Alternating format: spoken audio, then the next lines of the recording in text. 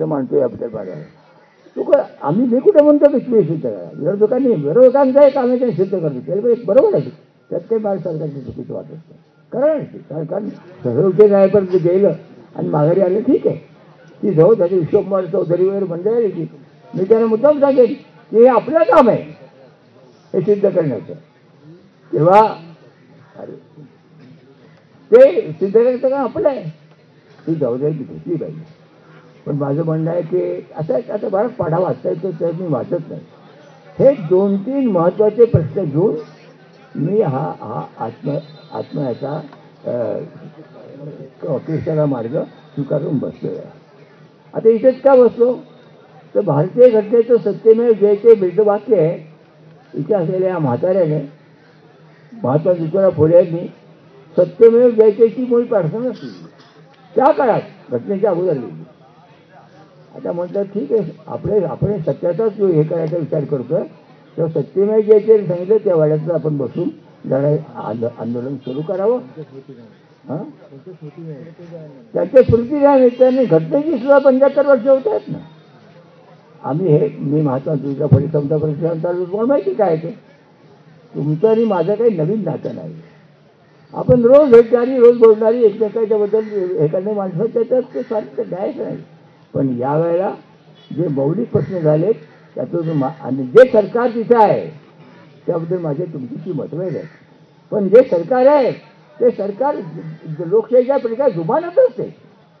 पार्लमेंटने हजर करायचं नाही, चर्चा होऊ द्यायची नाही. हा काय प्रकार आहे? वृत्तपत्रकारांशी बोलायचं नाही, सांगायचं नाही आणि परदेशाच्या लोकांना सल्ला द्यायचा, तो भाग आणखी वेगळा आहे. हे काय चाललंय? आणि हे डोळ्यांनी पाहता आमच्यासारख्या माणसाची वय झालं म्हणून गप्प बसायचं? माझ्यासारख्या माणसाचं शक्य नाही. आमची मागणी एकच आहे, या सगळ्या प्रकारचा छडा लागला गेला पाहिजे की हे मतदानाचं हे झालं, जसं मतपेटी झालं, जे झालेल्या मतदानाची स्पर्धा झाले त्याचा छडा लागला गेला पाहिजे असं होतं म्हणणं.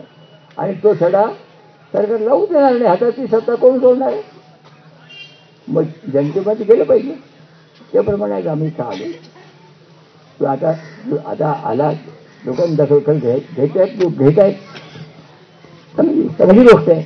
मी तुम्हाला एवढंच सांगतो, हे ह्याचा निराकरण झालं पाहिजे. काही दाबायचा प्रयत्न केला जमणार नाही. माझ्यासारखी माणसं प्रसंगी मरण पत्करतील, पण आम्ही हा दाब सहन करणार नाही. तर याने ते मिळवलं स्वातंत्र्य, हे हक्क त्यांनी नाही मिळवले. बाबासाहेबांनी आम्हाला फुकट दिलेले नाही, त्यासाठी लढावं लागलं होतं. त्याला शिकवलं पाहिजे. गांधींनी इंग्रजांना सांगितलं चले जाओ, करेंगे या मरेंगे. पण इंग्रज असं नाही म्हणाला चले जाओ सांगणार तुम्ही कोण. डायरेक्ट त्यांनी अटक केली. असं नाही केलं. आता आधी थट्टा करणं हे काय हे कळे आले ते तिकडे असं काही तिकडे काय इकडे काय सगळं केलं. हा काय थट्टेचा प्रकार आहे? चर्चेल किती जरी बाजू असला तर गांधींनी करेंगे म्हणे काय सांगितल्यानंतर चर्चेच्या अटक ठेवलं, आगा खान त्यांचं ठेवलं. भाग तो नाही आहे. तेव्हा माझं म्हणणं आहे, विरोधकांची सुद्धा संभावना आज केली जाते. विरोधकांचे संपर्क करायचा, संवाद नाही. एक पक्ष, एक नेता, एकच आवाज, याच्याबद्दलचा आमचा मूलभूत मतभेद आहे. तो जाऊ दे. आज प्रश्न झाला आहे, मग अशी मी सांगितले जे प्रश्न आहेत 2-3, या प्रश्नांच्या मुळे बसावं लागलं. माझं म्हणणं याचं योग्य निराकरण व्हावं असं मला वाटतं. नाही झालं तर महात्मा गांधींनी सांगितलेल्या मार्गानेच आम्ही सध्या. मी दगड, त्यानं माहिती आहे, मी कधी कुणाची शिवी दिलेली नाही, दगड उचललेला नाही कुठल्या. मला अटक झाली आहे ना, पण ती सत्याग्रह झाली. सत्याग्रह सविनय कायदेभंग ज्याला गांधींनी शब्द वापरला, सविनय कायदेभंग तो केला ना. 1 नाही 2 नाही 52 वेळातून काय गेलं आणि म्हणे ते राहिलं. त्यामुळे तो मुद्दा नाही आहे.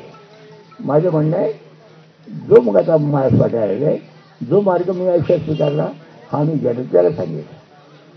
या रिक्षातल्या कुठल्याही नेत्याने शेवटी रस्त्यावर येऊन हे केलं पाहिजे. पण दगड मारणं, शिवागाळी करणं, गाड्या अडवणं, फोडणं, हे करणं, प्रचंड हिंसाचाराला पाठिंबा देणं. आणि दुसरं, राज्याच्या मुख्यमंत्र्यांनी विनोद तावड्यांचं जे प्रकरण घडायच्या अगोदर एकाच रस्त्यावर उपमुख्यमंत्री खुलासा करतात. विनोद तावड्यांना सोडून देतात. प्रकरण बाहेर यायच्या अगोदरच करत होतं. हे अतिशय लांछनास्पद वाटतं मला. आणि म्हणून एक अंधकरणाची योजना म्हणून इथे बसलो. प्रश्न असा आहे, मला असं